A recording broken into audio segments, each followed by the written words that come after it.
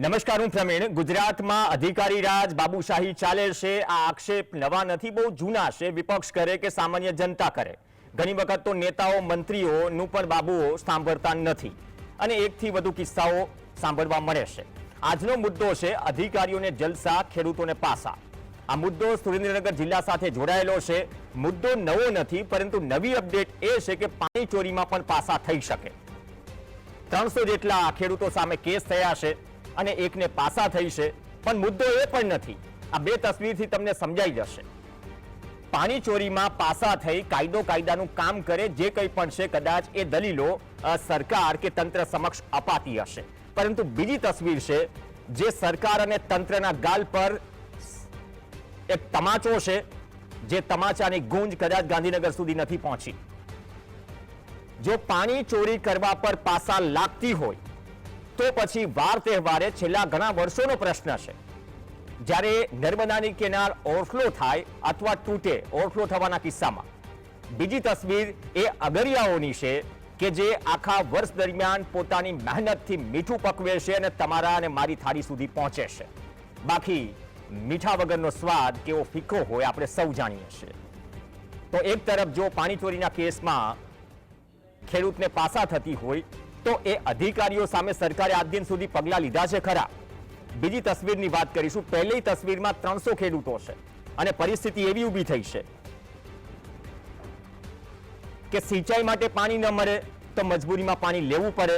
ઘણી વખત canal overflow થાય, તૂટે અને તમારા પાકની નુકસાની થાય તો સહાય કેટલાને મળી, આજે પણ ક્વેશ્ચન માર્ક.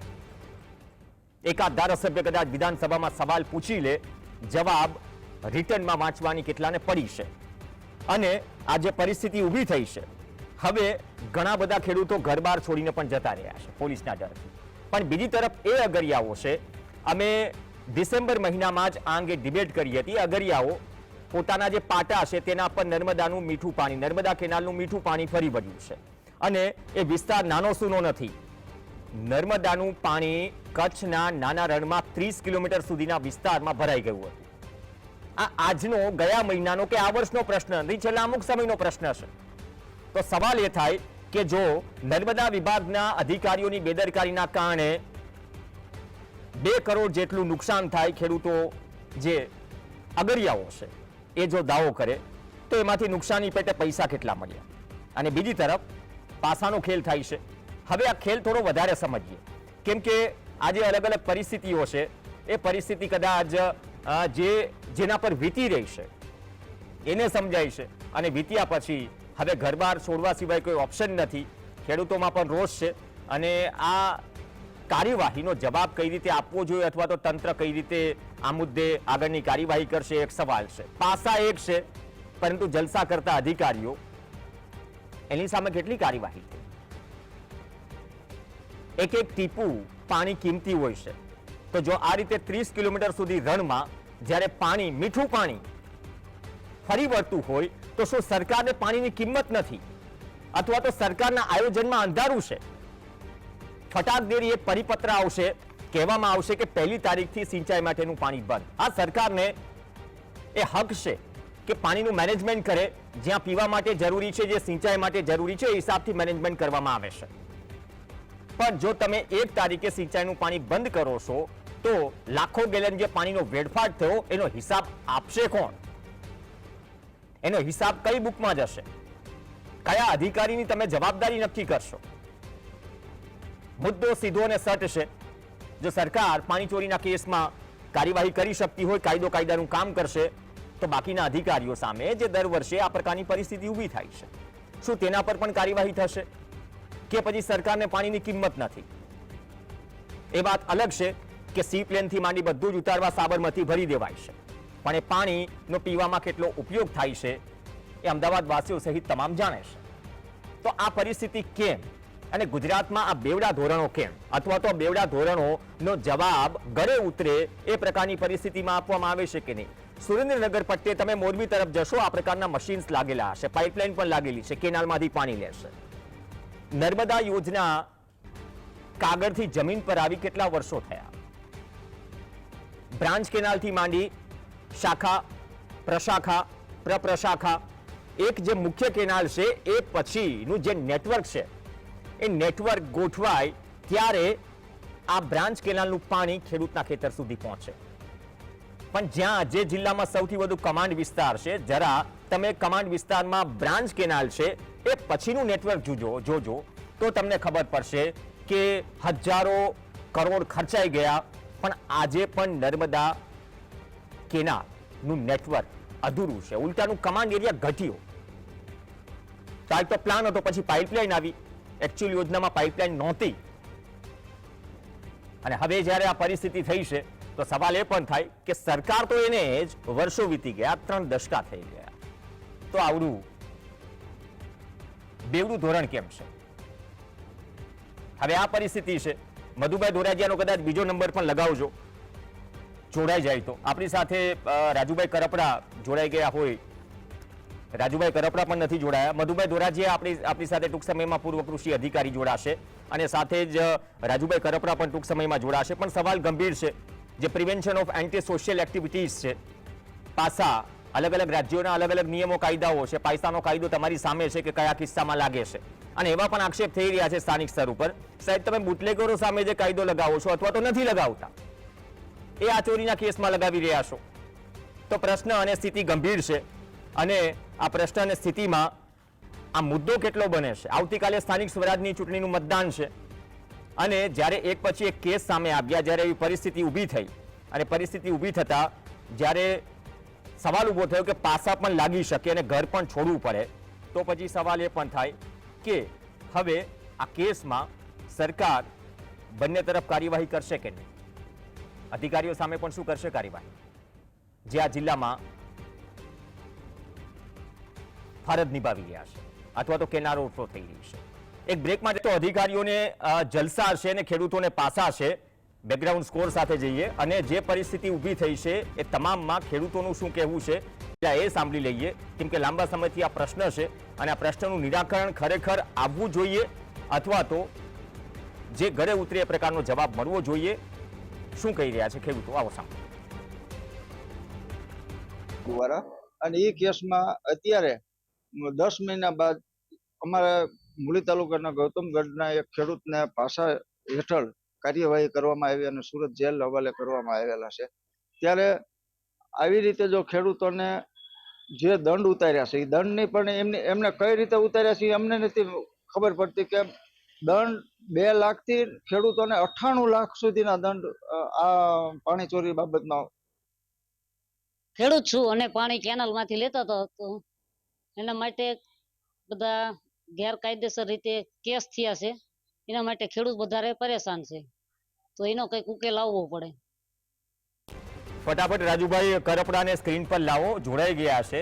દેર આયે દુરસ્ત આયે, ચૂંટણી ચાલી રહી છે. રાજુભાઈ સ્વાગત છે આપનું. રાજુભાઈ, આ રામકુભાઈ કરપડાએ વાત કરી કે 98 લાખ સુધીના દંડ થયા છે. મેં આજે એટલા માટે આ સવાલ કર્યો કે શું અધિકારીઓને જલસા છે, ખેડૂતોને જ પાસા છે?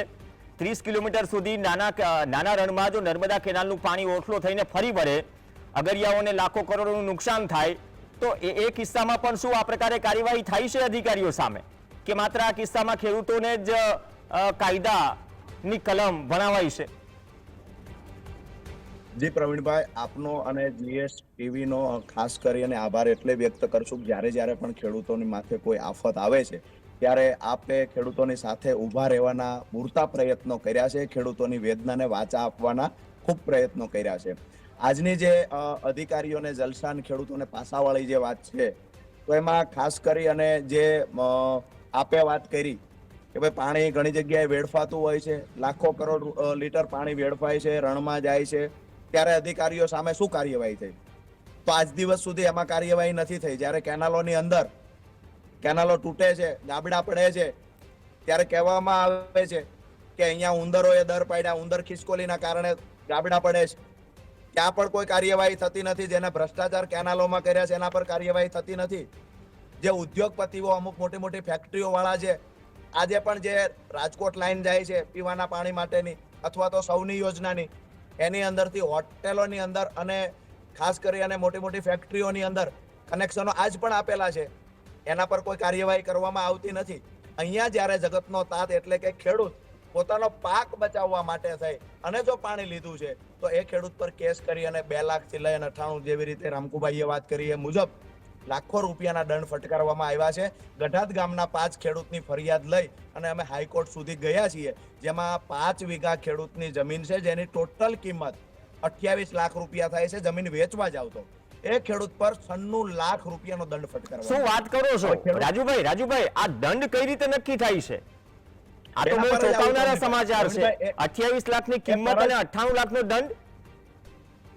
એ વાત પર જ હું આવું છું કે અધિકારીઓ જ્યારે દંડ ફટકારવા આવે છે ત્યારે મનમાની કરી ખરેખર આ ખેતર, આ સર્વે નંબર રાજુભાઈ કરપડાનો કે પ્રવીણભાઈનો છે કે કેમ, ઘણા કિસ્સાની અંદર આ પણ ચેક કરવામાં આવતું નથી.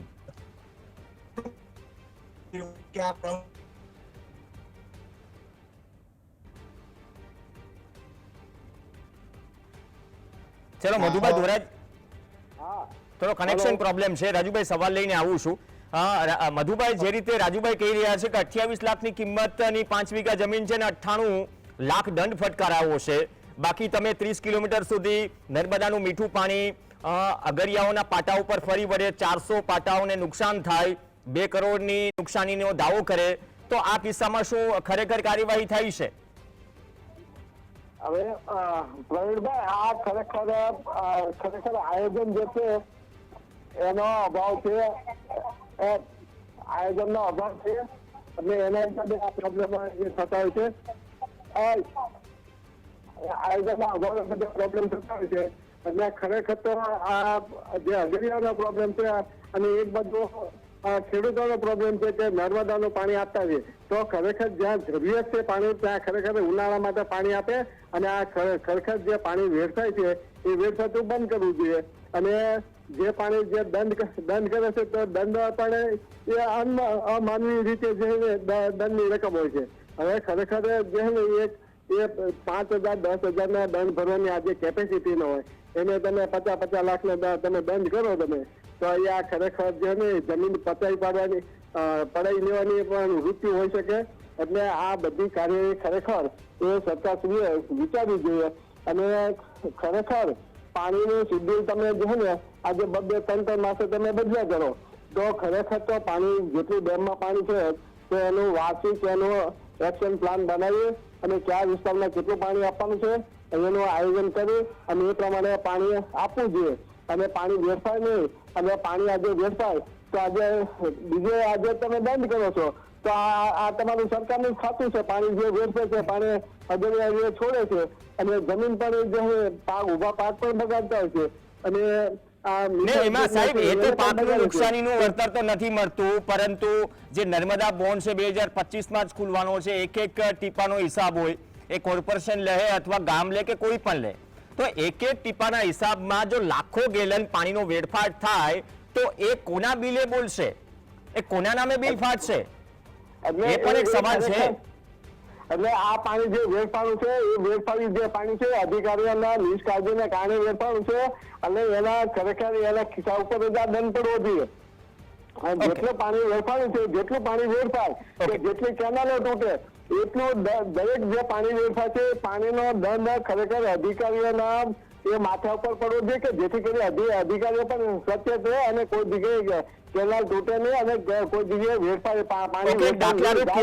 એક દાખલારૂપ કિસ્સો અથવા તો નિર્ણય કરવો જોઈએ. રાજુભાઈ, ખરેખર ગુજરાતમાં છે ને બાબુશાહી ચાલે છે અથવા અધિકારીઓ નેતાઓનું પણ નથી સાંભળતા, એવી ઘણી વખત બુમરાણ ઉઠે છે. હવે આ કિસ્સામાં તો અધિકારી સામે શક્યતા કેટલી કાર્યવાહી થવાની? આમ જોઈએ તો પ્રવીણભાઈ, મૂળ વાત જે આપણી આજની પાસાવાળી જે વાત છે તો એમાં આજે મને એક વાત પણ જાણવા મળી કે અમુક કોઈ પોલીસ અધિકારી એવા છે કે જેને એવું કહ્યું છે કે ખરેખર, મારો અવાજ આવે છે Pravinbhai? Loud and clear. Okay, તો મને એ જાણવા મળ્યું છે કે કોઈ પોલીસ અધિકારી છે એને એવું પણ કહ્યું કે આવો ખરેખર કોઈ કેસ બન્યો નથી. તો વાત એ છે કે કલેક્ટર સાહેબ ગઈ 4 તારીખે હુકમ પાસાનો કરીને ગયા છે વિક્રમસિંહ રઉપા પરમાર નામના વ્યક્તિ પર, જેની પર 2023 અને 2024માં પાણી ચોરીનો કેસ કરવામાં આવેલો. એને 2024માં લાસ્ટમાં જામીન આપેલા છે. એ વ્યક્તિ પર પાસાનો હુકમ થયો છે, 7 તારીખે એની ધરપકડ થઈ છે અને એને જેલ હવાલે કરવામાં આવ્યા છે. તેમ છતાંય એક પોલીસ અધિકારીનું નિવેદન આવે છે કે આવી કોઈ ઘટના ઘટી નથી, તો મને એવું સમજાય છે ક્યાંક ને ક્યાંક પોલીસ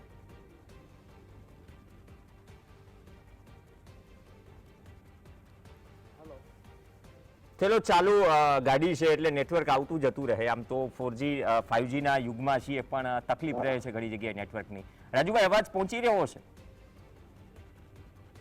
ઓકે મધુભાઈ, થોડો નેટવર્ક ઇસ્યુ છે ગામડાઓમાં છે રાજુભાઈ. તો જે વાત કરી રહ્યા છે કે કલેક્ટર હુકમ કરીને ગયા છે અને પોલીસ કર્મીઓ એમ કહી રહ્યા છે કે કંઈ નથી થયું અને જામીન પર એ ખેડૂત બહાર છે, અને જો આ જ ડરના કારણે બાકી ખેડૂતો જે 300 ખેડૂતોની વાત થઈ રહી છે એ ઘણા ખેડૂતો પોતાનું ઘર-બાર છોડીને પણ જતા રહે ડરથી. એટલે તો આ ડર પણ છે. એટલે ખરેખર પાણી ચોરીનો જે છે ને એ સરકાર કે છે એ કરે છે, તો જેટલું પાણી ચોરી એટલે પાણીનો ટૂંકમાં જે કઈ ઉપયોગ કર્યો હોય બરોબર છે, તો એ જ પાણી છે, એ જ પાણીનો તમે વેડફાટ કરો છો, તો એના માટે કેમ કોઈ કાયદો નહીં? એના માટે કેમ અધિકારીઓ પર એક્શન નહીં? તો જેટલો તમે ખેડૂતોને તમે હેરાન કરો છો, ખેડૂતો પાસાનો કાયદો લગાવો છો, તો એ જ કાયદો તમે પાણી બગાડને તમે અધિકારીઓ પર કાયદો એ લગાડો ને તમે. સાહેબ, તમે કૃષિ અધિકારી રહી ચૂક્યા છો આટલા સમયમાં, તમે કોઈ એવો કિસ્સો સાંભળ્યો છે કે ક્યાંક કેનાલ ઓવરફ્લો થઈ હોય, 100-200 વીઘામાં જીરું હોય, અજમો હોય કે જે પણ પાક હોય એ પાક ખેતરમાં હોય ને પાણી ફરી વળ્યું હોય, નુકસાની થઈ હોય ને વળતર આપ્યું હોય, અથવા તો અગરિયાઓના પાટા ધોવાયા હોય ને વળતર આપ્યું હોય? આ છે જે ખાસ કરીને ખેડા જિલ્લાની અંદર છે. ખેડા જિલ્લાની અંદર કોઈ ક્યારે જેમ કઈ પ્રોબ્લેમ થતો અને કોઈ જગ્યાએ તૂટી હોય કેનાલ, તો એના હિસાબે એ જે ખેડૂતોને ધોવાણ થયું હોય કે પાક નુકસાન થયું, તો એ પાક નુકસાનના વળતર એ ઇરિગેશન ડિપાર્ટમેન્ટે ચૂકવાના દાખલા પણ ભૂતકાળના જે ને 1995 પહેલાના જે ફાઇલો ખોલશો તો એમાં એ મળશે તમને. 95 પહેલા આવા કેસો, આવા જૂજ કેસો હતા કે જેથી કરી અધિકારીઓ છે એ પોતે સચેત હતા કે જો કોઈ પણ જગ્યાએ પાણી નુકસાન થાય તો અધિકારીની પણ એ જવાબદારી નક્કી થતી અને અધિકારીઓ સામે પણ એક્શન લેવાતા અને ખેડૂતોને પણ વળતર ચૂકવાતું. એટલે જેથી કરી અધિકારીઓ પણ સચેત હતા કે કોઈ જગ્યાએ કેનાલ ઓવરફ્લો ન થાય. પણ આ છેલ્લા લગભગ 10-15 વર્ષની અંદર બધા કેરલેસ છે. સરકારશ્રી પણ કેરલેસ છે, સરકારશ્રીના જે તે ડિપાર્ટમેન્ટ છે એ પણ કેરલેસ છે, અને ઓવરફ્લો કરી અને કેનાલો છલકાવે અને પછી જેને કેનાલો તૂટે અને ખેડૂતોને નુકસાન જાય અને હાથ ઊંચા કરી દે છે બધા. તો જે બનાસકાંઠામાં ઉંદર અને નોળિયાના કારણે કેનાલો તૂટી છે, એના કરતા વધુ કેનાલો શું આયોજનમાં અંધારું અથવા તો પાણીનું મિસમેનેજમેન્ટ છે એના કારણે તૂટી છે? ભ્રષ્ટાચારના આક્ષેપ તો છે જ. એટલે ખરેખર આ મિસમેનેજમેન્ટ જ છે. કોઈ જગ્યાએ ઉંદર કે નોળિયાને પણ ખરેખર જે છે ને આજે મોટી જે કેનાલો છે ત્યાં કેનાલોની આજે સાફ સફાઈ થતી નથી. કેનાલોની અંદર ગાંડા બાવળીઓ આજે ઉગી ગયા હોય અને એના કારણે જે છે ને કેનાલો તૂટે છે, નહીં કે એ ઉંદર કે નોળિયાના કારણે. એટલે આ કેનાલો ના જે સાફ સુફીના જે છે ને બિલો ફક્ત ખાલી પડતા હોય છે અને કોઈ જગ્યાએ સાફ સુફી થતી છે અને ગાંડા બાવળ જે છે વર્ષો ને વર્ષો જે છે ને વીતી ગયા અને પછી આ કેનાલો તોડતા હોય છે. એટલે ખરેખર તો જે છે ને એ દર વર્ષે સુપરજનથી કે કયા વિસ્તારની અંદર થર્ડ પાર્ટી જે રીતે જે છે ને ઇવોલ્યુશન કરે છે ને એ જ રીતે થર્ડ પાર્ટી પાસે ઇવોલ્યુશન કરવું જોઈએ. આ વિસ્તારની અંદર કેનાલ સાફ થઈ ગઈ છે ને આ વિસ્તારમાં કેનાલ સાફ થઈ નથી, અને જે વિસ્તારની અંદર કેનાલ સાફ ન થયું હોય ત્યાં એની સામે એક્શન લેવડાવવું જોઈએ. અને ભૂતકાળની અંદર પણ જે છે ને આ રીતે થયેલા છે કે જે વિસ્તારની અંદર પાણી જે છે ઓવરફ્લો થતા હોય, લીચિંગ થતું હોય અને ત્યાં એના ડ્રેનેજ બનાવેલા છે. ડ્રેનેજ આજે ખેડા જિલ્લાની અંદર જોજો તમે કે દરેક કેનાલની બાજુમાં આજુબાજુમાં છે ને એ ડ્રેનેજ જે કેનાલ જતી હોય કે પાણીનું જે ને નિકાસ છે ને એ બધું પાણી છે એ ડ્રેનેજમાં જતું રહે છે અને ફરી પાછું એને પાણીનું છે ને ઉપયોગ પણ થતો છે તળાવ ભરવાની અંદર. એટલે આ આખી સિસ્ટમ છે. તો આ નર્મદામાં પણ આ પ્રમાણે કરવાની જરૂર છે કે જેથી કરી આ ખેડૂતોને ખેતરો ધોવાણ થતા માટે અને પાક ધોવાણ થતું માટે. એટલે આ સિસ્ટમ ખરેખર ઇવોલ્યુશનની છે, મૂલ્યાંકન છે, જે દર વર્ષે સાફ સુફીનું છે, થર્ડ પાર્ટી પાસે કરાવવું જોઈએ. જો તો પોતાની પાસે સ્ટાફ ન હોય તો. ઓકે, બહુ સારી વાત કરી. સ્ટાફનો દરેક જગ્યાએ ઇસ્યુ છે, એટલા માટે સરકારે પણ હાઈકોર્ટમાં સોગંદનામા રજૂ કરવા પડે છે કે ભરતી ક્યારે પૂરી કરો છો. ગઈકાલે સોગંદનામું પોલીસ વિભાગનું જાહેર કર્યું. પણ સવાલ એ છે, મધુભાઈ ધોરાજીયાએ જે કિસ્સો આપ્યો 1995 પહેલાની ફાઇલ ફંફોરવાની વાત કરી કે ઇરિગેશન વિભાગે વળતર ચૂકવવું પડ્યું હતું, પણ એવા કિસ્સા કેટલા? જો 30 કિલોમીટર સુધી પાણી જ્યારે નાના રણમાં વેડફાય તો એ પાણીનો વ્યાપ કેટલો હશે, અથવા તો એ પાણીની કિંમત, શું એ કિંમત અધિકારીઓને નથી અથવા સરકારને નથી? અને હોય તો કદાચ આ પ્રકારના અધિકારીઓ જે બહુ લાઇટલી પોતાની જવાબદારી લેશે અને માનવ સર્જિત ભૂલ હોય તો પછી કાર્યવાહી કેમ નથી થઈ રહી? જ્યાં કાયદો નિયમ તૂટે છે તે કાર્યવાહી થવી જોઈએ. દેશ અને રાજ્યમાં કાયદાનું શાસન છે. પણ પાણી ચોરીના કેસમાં જે રાજુભાઈ કરપડા કહી રહ્યા છે કે 5 વીઘાની જમીન 28 લાખની કિંમત છે અને 98 લાખનો દંડ ફટકારવામાં આવ્યો. કલેક્ટર જ્યારે પાસા નો ઓર્ડર કરીને જાય છે રાજુભાઈના કહેવા મુજબ, અને પોલીસ કર્મી એમ કહે છે કે ના, નથી થયું. ખેડૂત જામીન પર બહાર છે. તો સવાલ આજે પણ એ છે, એ અગરિયા હોય કે સુરેન્દ્રનગર સહિત કોઈ પણ જે કમાન્ડ વિસ્તાર છે, કેનાલ તૂટે કે ઓવરફ્લો થાય, જવાબદારી આજ દિન સુધી કોની નક્કી થઈ? કેટલાને વળતર ચૂકવાયું? એટલા માટે સવાલ સાથે કહેવું પડી રહ્યું છે. શું બાબુશાહીના સતત ઉઠતા આક્ષેપ વચ્ચે જે બાબુઓ મંત્રીઓનું પણ નથી સાંભળતા કે નથી ગાંઠતા મંત્રીઓને, એ બાબુઓ સામે કાર્યવાહી કરવાની હિંમત સરકાર કરશે ખરા? નહીં તો જે લોકમુખે ચર્ચાઈ રહ્યું છે કે વર્તમાન સમયમાં અધિકારીઓને જલસા છે, ખેડૂતને પાસા છે. કદાચ આ પ્રકારની પરિસ્થિતિમાં સરકાર તરફથી પણ કોઈ રિએક્શન આવે એ જ અપેક્ષા સાથે મધુભાઈ ધોરાજી આપનો અને રાજુભાઈ કરપડા આપનો પણ ધન્યવાદ. આ સાથે ચર્ચામાં હાલ બસ આટલું જ. નમસ્કાર.